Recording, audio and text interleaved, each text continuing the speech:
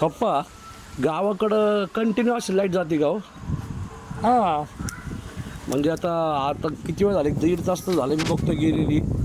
मग परत कधी येते? 5ला जाती, 9 वाजता येते. मग तुम्हाला रोज असंच त्रास आहे का? हा ही काय हे असं करावं लागत. आणि तोपर्यंत बाकीची कामं? बाकीची कामं अशीच आहे. आता काय ते उरकून घ्यावं लागते. कारण मी आल्यापासून बघतो लाईटच नाही इथं.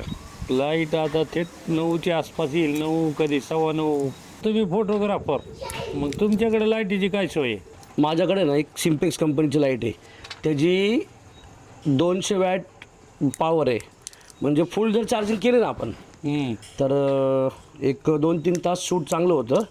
आणि समजा आम्ही थोडीशी पॉवर कमी करून जर शूट केलं, म्हणजे समजा नॅचरल लाईट आहे, सनलाईट आहे, तर अशा भागामध्ये आपण आहे ना एक 5-6 तास शूट करू शकतो.